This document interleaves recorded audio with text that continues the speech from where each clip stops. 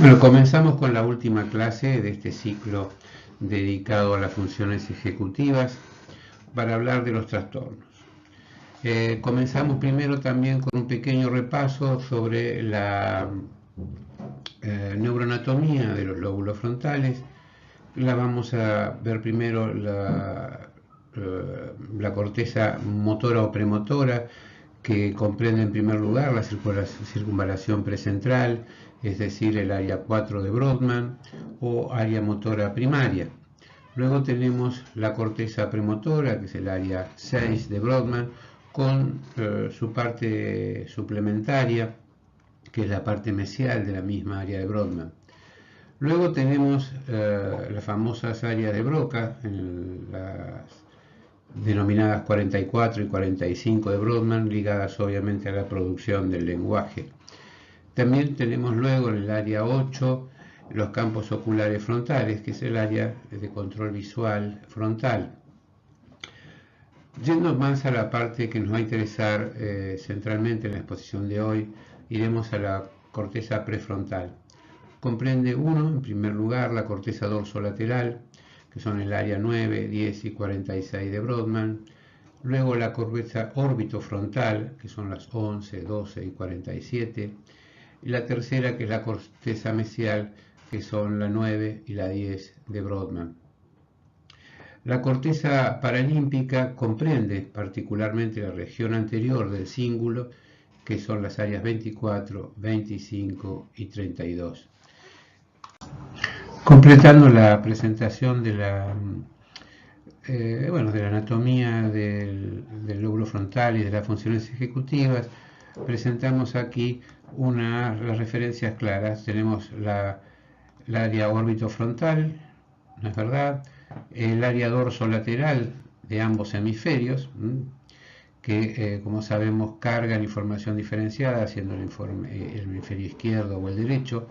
El área ventromedial, el sistema límbico, obviamente con sus proyecciones descendentes, y la corteza y el córtex del cingulado anterior, que también tiene una conexión importante con el sistema límbico y la corteza prefrontal. Con esto concluimos una breve presentación de la neuroanatomía de las funciones ejecutivas para poder avanzar luego sobre los distintos síndromes disejecutivos y ejecutivos. En función de las distintas lesiones, y en esto es importante que comencemos con una aclaración, nosotros vamos a ver síndromes que se producen en general por lesiones, ya sea por derrames cerebrales, ya sea por meningiomas, etc. Cualquier alteración importante de la corteza prefrontal. En la clínica neurológica, algunos de estos son muy frecuentes, pero a nosotros nos van a servir no solamente para esto, sino para ver en cuadros de menor importancia, donde en realidad lo que vemos no es una lesión, sino donde vemos un funcionamiento más bien deficitario, desregulado, a veces con falta de sincronización, cómo estos síntomas están presentes en otros cuadros clínicos. Por ejemplo, luego vamos a ver el ejemplo, por ejemplo, del síndrome de Gilles-Tourette, del trastorno por déficit de atención e hiperactividad.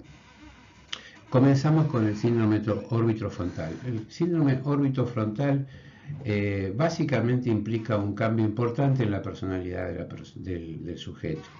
Se produce en general por una lesión en cualquier nivel de las áreas de Brodmann 11 y 12.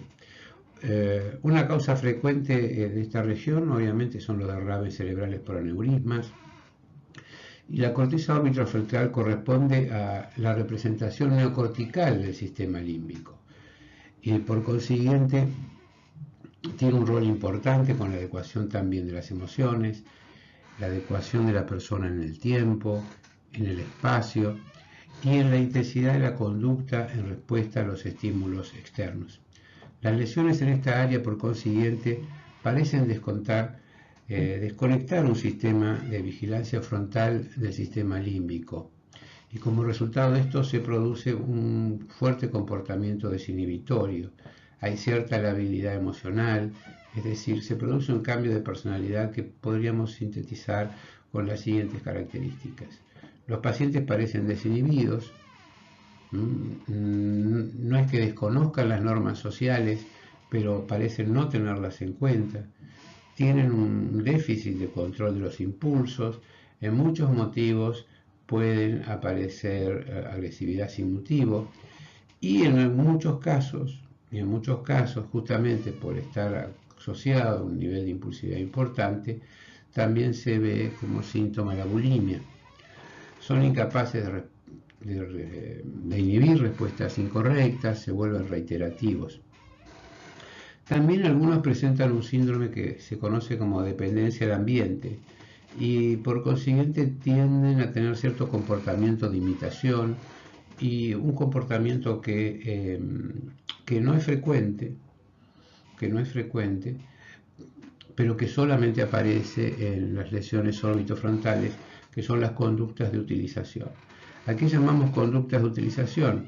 Parece ser como que necesitan explorar táctilmente todo lo que tienen cerca de la mano.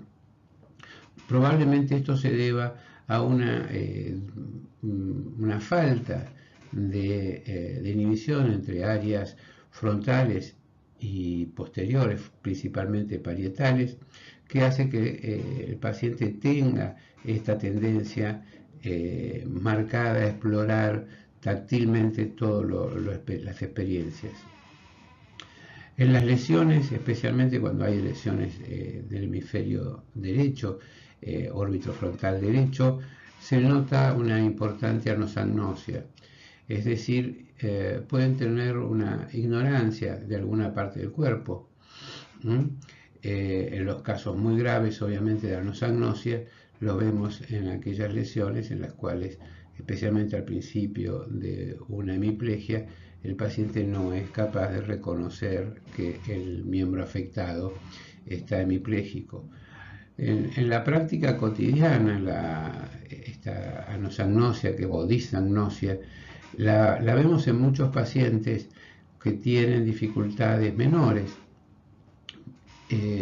Por ejemplo, lo encontramos en los niños con trastornos de conducta, con trastorno por déficit de atención e hiperactividad, en los cuales está debilitada seriamente, incluso en la adolescencia, la conciencia del nivel de desajuste que presentan.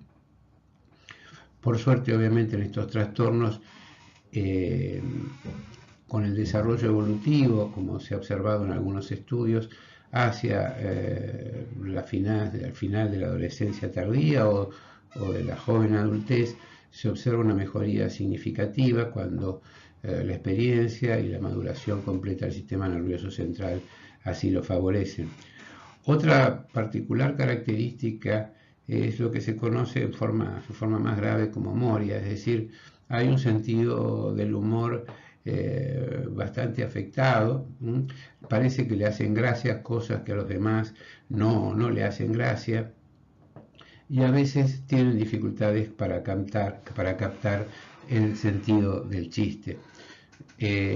Obviamente nosotros vemos a veces en algunos niños con afectaciones frontales menores, con disfunciones mucho menores, esto de que se ríen por cualquier cosa, que hacen chistes que no le causan la gracia a ninguno, que en realidad a veces la gracia que ocasionan justamente es el desajuste, y la incentivan ese desajuste. Además del cambio de personalidad, al contrario de lo que pasa con las lesiones dorsolaterales, que es prácticamente, luego lo vamos a ver, que el síndrome dorsolateral, que es por excelencia el síndrome disejecutivo, los pacientes con lesiones basales aparecen un poco eufóricos, a veces maníacos. Este hecho es más frecuente en las lesiones del hemisferio derecho, pudiendo incluso llegar a presentar características obsesivo-compulsivas. En tercer lugar tenemos el síndrome dorsolateral o síndrome disejecutivo, es probablemente el síndrome disejecutivo por excelencia. Este se produce en general por afectaciones del área 9 y 10 de Brodmann y produce en general una alteración cognitiva importante. Vemos básicamente en ellos, por ejemplo, que hay una alteración importante de la función ejecutiva. Por ejemplo, presentan dificultades para generar hipótesis, para planear acciones y tomar decisiones frente a un objetivo, por lo cual son bastante impersistentes. Presentan problemas de focalización de la atención en sus objetivos, cambian frecuentemente de táctica, es decir, cambian también frecuentemente de interés y tienen dificultades para no entretenerse con estímulos que resultan irrelevantes. Obviamente, estando afectada la corteza dorsolateral, van a presentar, dependiendo de qué hemisferio esté más o menos afectado, dificultades relevantes en la memoria de trabajo. Y obviamente todos sabemos que cuando está afectada la memoria de trabajo, se altera todo el funcionamiento ejecutivo, se altera el funcionamiento atencional y obviamente en términos globales toda la performance cognitiva. No se observan en estos pacientes dificultades con la memoria de largo plazo, pueden almacenar información nueva. A veces, sin embargo, se observan algunas dificultades en la recuperación o también en lo que llamamos memoria prospectiva, es decir, de poder utilizar y evocar en el momento oportuno un recuerdo anémico que ellos habían ubicado para realizar una tarea en el futuro cercano. Obviamente, en toda la alteración dorsolateral se producen dificultades en el ordenamiento temporal y en la secuenciación de la conducta. Por consiguiente, tienen en general un mal manejo del tiempo, un mal manejo de las secuencias, tanto a nivel verbal o motor. Y este es un punto importante en los trastornos, no solamente cuando hablamos ya de lesiones, como es el caso que estamos abordando, sino cuando nos encontramos con alteraciones menores del funcionamiento ejecutivo, como vemos en muchos pacientes en la práctica cotidiana. Adicionalmente, vemos en estos pacientes dificultades en la motivación, es decir, tienen grandes dificultades para activarse en forma apropiada y presentan dificultades atencionales acompañadas justamente por la dificultad de mantener un comportamiento persistente, es decir, pueden activarse por periodos cortos de tiempo, pero les cuesta realmente ser persistentes. Se observan muchos problemas de fluidez, de fluencia, tanto verbal como visoespacial. Por eso, justamente en la evaluación de este trastorno dorsolateral se suelen tomar pruebas de fluencia verbal, de fluencia semántica, como hemos visto, pero también de fluencia de diseños. Pruebas como, en el caso de la fluencia verbal, fonológica, por ejemplo, cuántas palabras iniciadas con la letra P,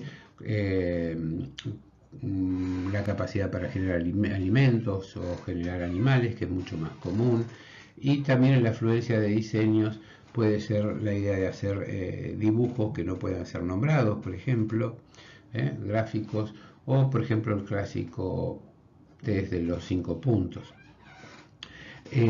Obviamente, cuando se presentan las formas más severas de alteración de este trastorno, los pacientes aparecen con grandes niveles de apatía, son lentos, bastante inatentos, desmotivados, muy distraídos. Realmente pueden estar muy dependientes del ambiente, etc.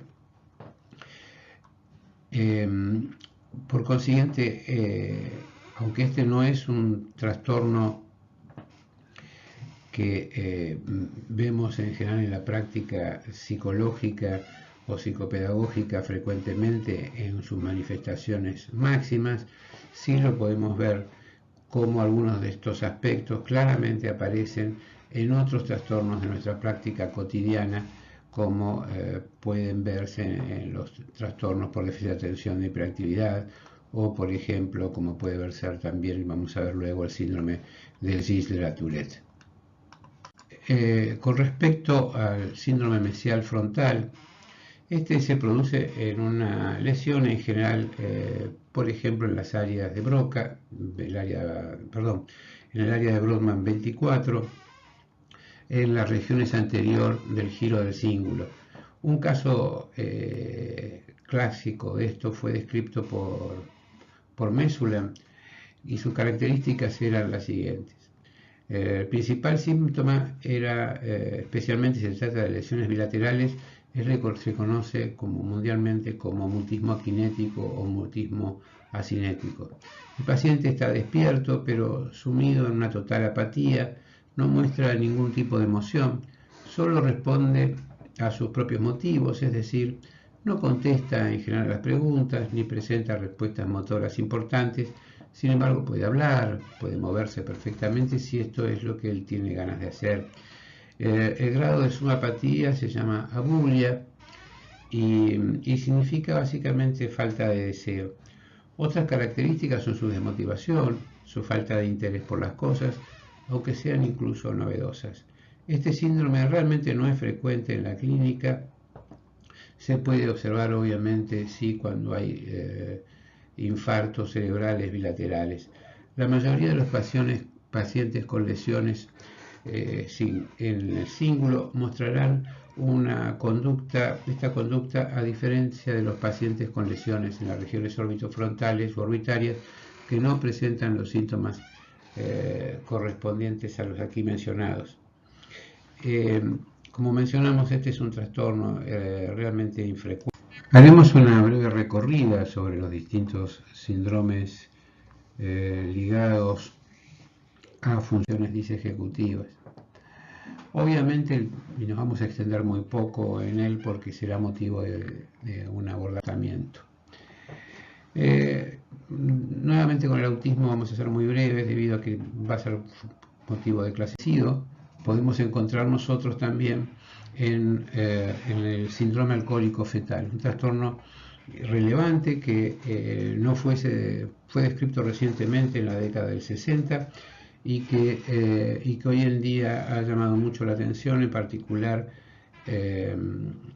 justamente porque dada la predisposición genética que puede existir a adquirir el síndrome alcohólico fetal, se ha vuelto perentorio la prohibición absoluta del consumo de alcohol durante el embarazo, cosa que antiguamente estaba restringida a un consumo mínimo de alcohol. Hoy en día se recomienda un consumo cero.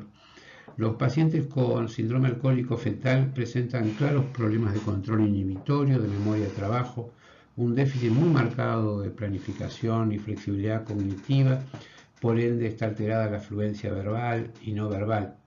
Estos estudios se han cruzado con los cocientes intelectuales y claramente es una afectación que no está relacionada con la capacidad intelectual y que demuestra claramente que hay una afectación específica de los lóbulos frontales. Bueno, llegamos al fin de esta breve clase sobre trastornos de la función ejecutiva. Obviamente hemos excluido algunos temas que podrían ser relevantes, como la relación con algunos trastornos de aprendizaje y con algunos síndromes genéticos, pero esas cuestiones se abordarán en el futuro. Les agradecemos mucho, le agradezco yo particularmente su atención.